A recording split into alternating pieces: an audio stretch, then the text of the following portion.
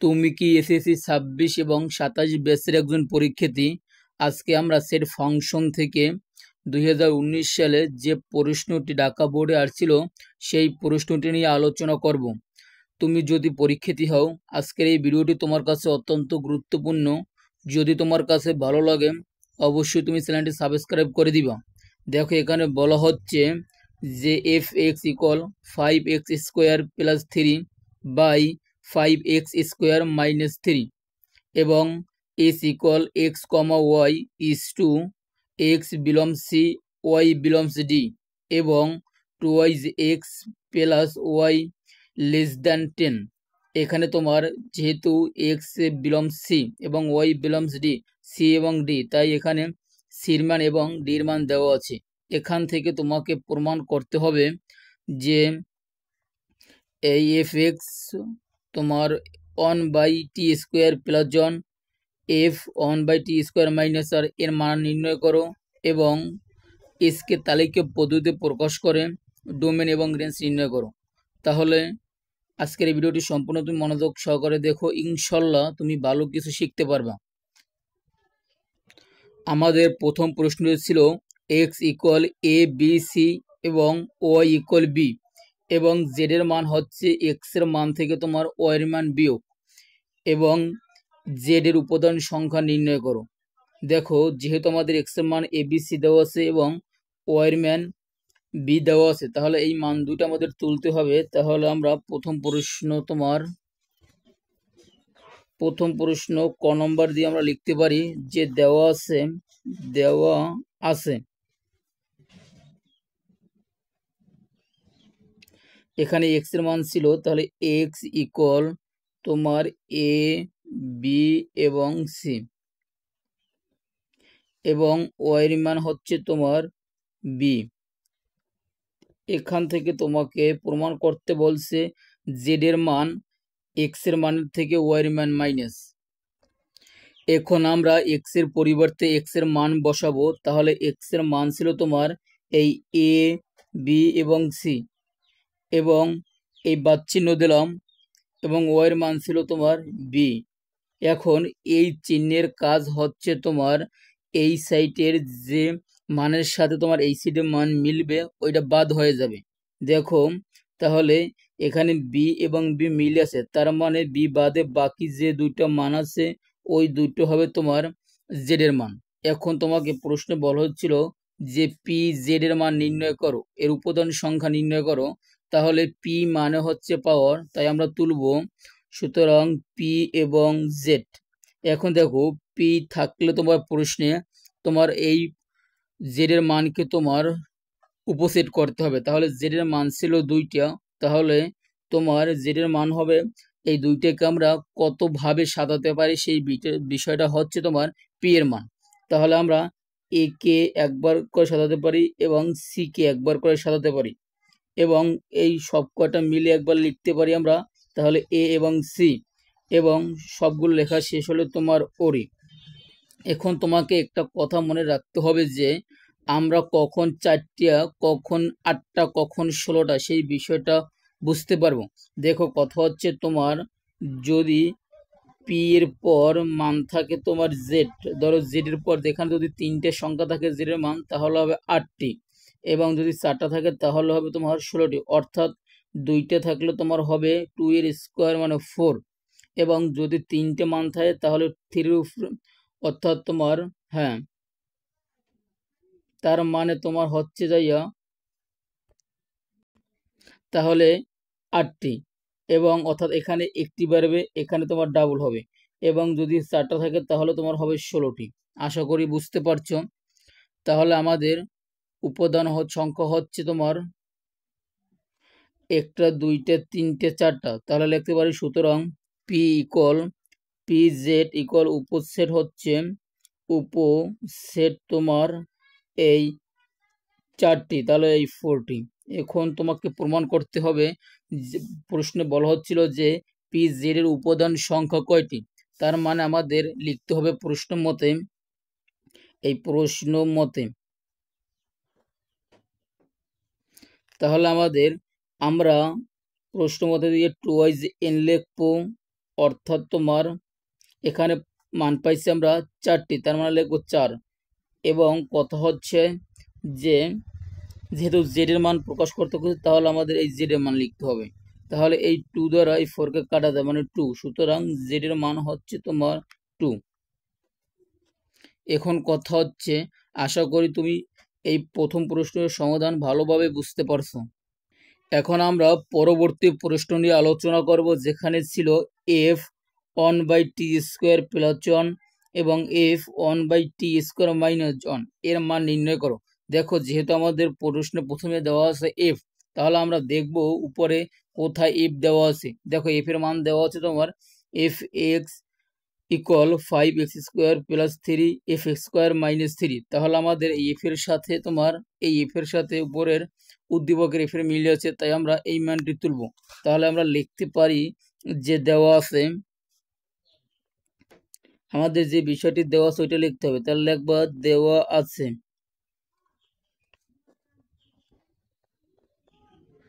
দেওয়া ছিল আমাদের এই এফ এক্স ইকুয়াল তোমার এই 5x² + 3 এবং 5x² - 3।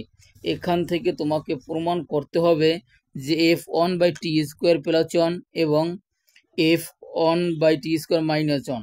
দেখো, যেহেতু আমাদের এখানে t², তাই আমরা এক্স এর পরিবর্তে t² বসিয়ে দিব।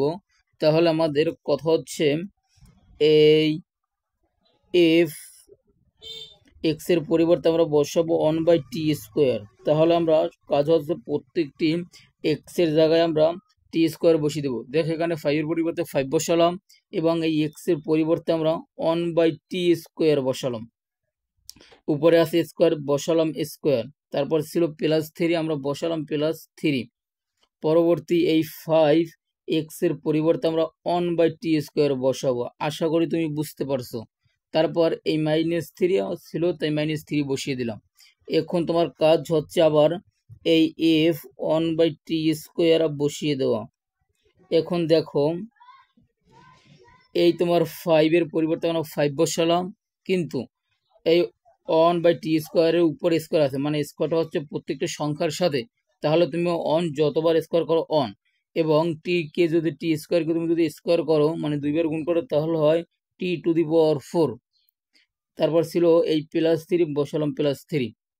অনুরূপভাবে এই 5 আমরা লিখে দিলাম তুমি যতবার গুণ করো এবং t² 2 বার গুণ করলে t⁴ ছিল -3, তাই আমরা বসালাম -3।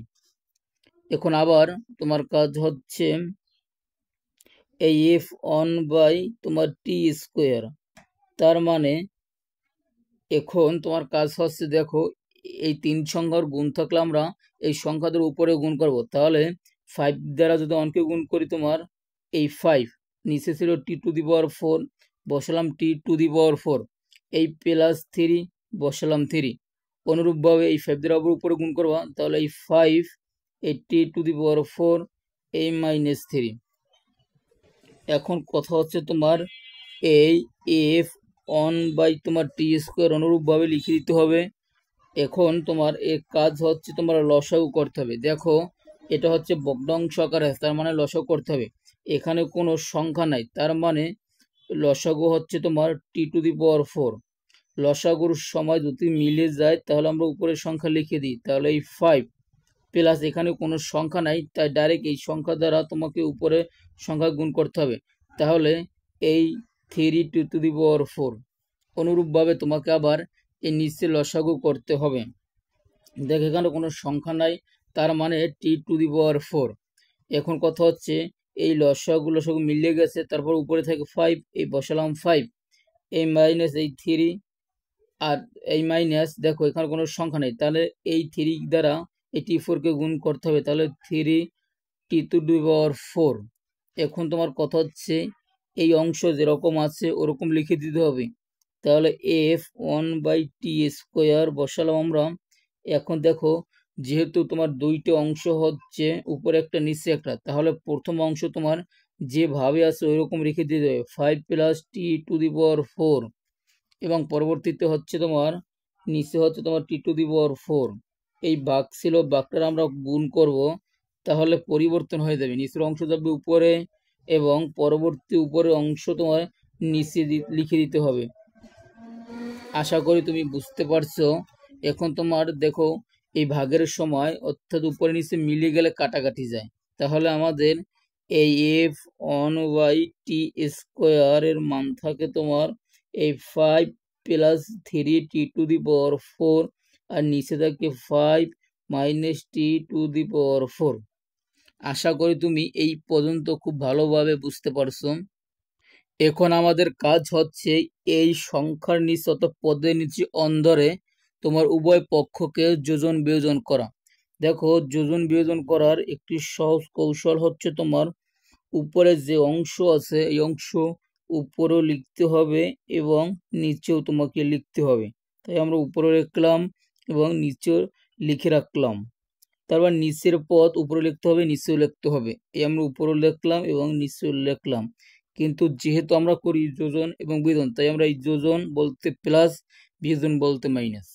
অনুরূপ বলতে তোমার এই পদ অপর অংশের উপরের অংশকে উপরে লিখতে হবে এবং নিচেও তোমাকে লিখতে হবে। এটাই আমরা উপরে লিখলাম এবং নিচেও লিখলাম। যোজন বলতে তোমার প্লাস, তাই আমরা প্লাস দিলাম, নিচের অংশ উপরে লিখবো। অনুরূপভাবে তোমার এই বিয়োজন বলতে মাইনাস, এখন নিচের অংশ উপরে লিখলাম এবং নিচেও লিখবো। কিন্তু দেখো নিচের অংশ ছিল 5 মাইনাস 3t⁴, তাই আমরা 5 লিখলাম। এই মাইনাসের কারণে এই মাইনাসটা হয়ে গেছে প্লাস, তারপর এই 3t⁴। দেখো এই মাইনাস 3t⁴ এবং এই প্লাস 3t⁴ কাটাকাটি যায়, এই -5 এই +5 কাটাকাটি যায়। দেখো আমাদের প্রশ্নে কিন্তু এই অংশের কথাই বলছিল, তাহলে এই অংশ যেহেতু তোমার মিলে গেছে তার মানে এই অংশ আর তোমার লেখা লাগবে না। তাহলে দেখো উপরে থাকে তোমার জায়গা 5 আর 5 10 আর নিচে থাকে তোমার 3t⁴ এবং 3t⁴ তার মানে হচ্ছে 3 তোমার এই 6t⁴। এখন 2 দ্বারা যদি কাটি হয় তোমার 3 এবং উপরে থাকে তোমার 5, তার মানে উত্তর হচ্ছে আমাদের এই 5/3t⁴। আশা করি তুমি আজকের এই ভিডিওটি সম্পূর্ণ বুঝতে পারছো। যদি তোমার উপকার হয় তুমি কিন্তু সাবস্ক্রাইব করতে আমার চ্যানেলে ভুলবা না, কারণ আমার এই চ্যানেলে এই ধরনের ভিডিও প্রতিনিয়ত আপলোড করি যাতে শিক্ষার্থীরা তোমার পরীক্ষায় ভালো কিছু করতে পারে। আমাদের সর্বশেষ প্রশ্ন ছিল এসকে তালিকা পদ্ধতিতে প্রকাশ করে ডোমেন ও রেঞ্জ নির্ণয় করো। তাহলে আমাদের এস এর মান ছিল, দেখো এস ইকুয়াল তোমার অর্থাৎ এস এর মান ছিল এইটা, তাই আমরা এখানে এক্স বিলংস সি এবং ওয়াই বিলংস ডি, অর্থাৎ তোমার খেয়াল রাখতে হবে এক্স এর পর কিসের মান এবং ওয়াই এর পর কিসের মান, যার মান দেওয়া থাকবে সেই দুইটা মান তোমাকে গুণ করতে হবে। দেখো এখানে তোমার এই সি ছিল এবং ডি ছিল, তাই আমরা সি এবং ডি গুণ করব।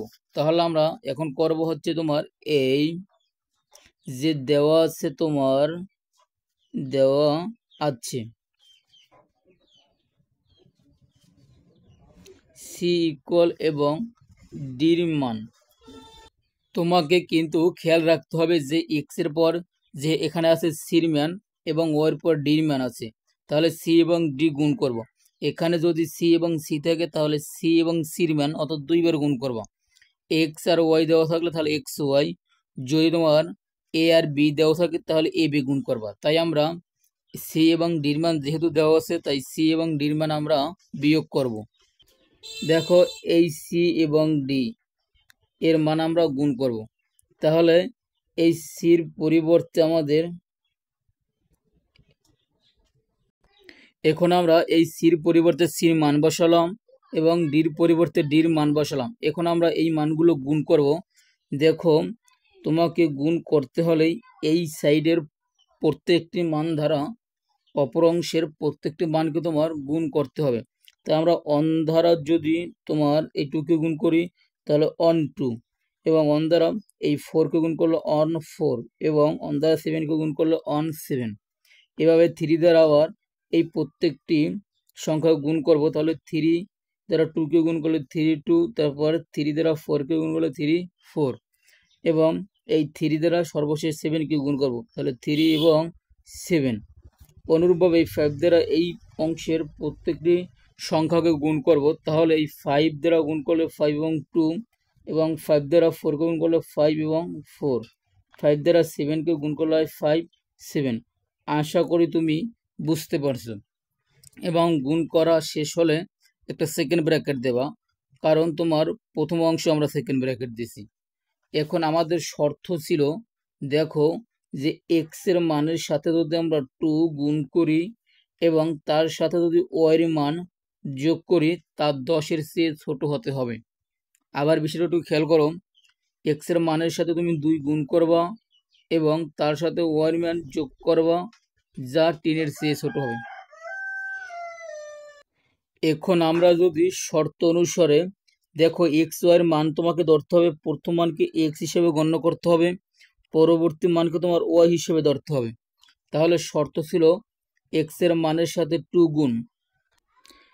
এখন আমরা যদি এই 1 এর সাথে 2 গুণ করি, দেখো হচ্ছে তোমার 2 এর সাথে যদি ওয়াই এর মান অর্থাৎ পরবর্তী মান যোগ করি হয় তোমার 4, যা তোমার এই 10-এর চেয়ে অর্থাৎ 10-এর চেয়ে ছোট, তার মানে এটা উত্তর হিসেবে গণ্য করা যায়। অনুরূপভাবে এই মানের প্রথম মানের সাথে যদি আমরা 2 গুণ করি, কারণ বলা হচ্ছে ওয়াই এর সাথে অর্থাৎ এক্স এর সাথে দ্বিগুণ, তাহলে এই এক্স এর মান হচ্ছে প্রথম মান, তাই 2 গুণ করলে হয় তোমার 2, তার সাথে যদি আমরা এই 4 গুণ করি তাহলে হয় তোমার 10-এর চেয়ে ছোট, মানে হয় এই 2 এবং 4 মানে 6, যা 10-এর চেয়ে ছোট, কিন্তু শর্ত ছিল আমাদের 10-এর চেয়ে ছোট হতে হবে, তার মানে এটাও আমরা উত্তর হিসেবে ধরতে পারি। এবং অনুরূপভাবে যদি আমরা এই প্রথম মানের সাথে 2 গুণ করি হয় তোমার 2, তার সাথে যদি পরবর্তী অর্থাৎ ওয়াই মান যোগ করি হয় তোমার 9, যা তোমার এই 9-এর অর্থাৎ 10-এর চেয়ে ছোট, তার মানে এটাও আমরা উত্তর হিসেবে ধরতে পারি। দেখো তুমি যদি এই প্রথম মানের সাথে 2 গুণ করো হয় তোমার 6 এর সাথে যদি আমরা তোমার 2 যোগ করি হয় তোমার 8, তাহলে দেখো 8ও কিন্তু 10-এর চেয়ে ছোট, তার মানে এটাও আমরা উত্তর হিসেবে ধরতে পারি, কারণ বলছে প্রথম মানের সাথে 2 গুণ করার পর পরবর্তী সংখ্যা যোগ করবা, যা 10-এর চেয়ে ছোট হতে হবে। এখন আমরা যদি এই মানকে এই দেখো 3-এর সাথে 2 গুণ করি হয় তোমার 6 এর সাথে যদি পরবর্তী মান অর্থাৎ ওয়াই মান যোগ করি তাই তোমার হয় 10।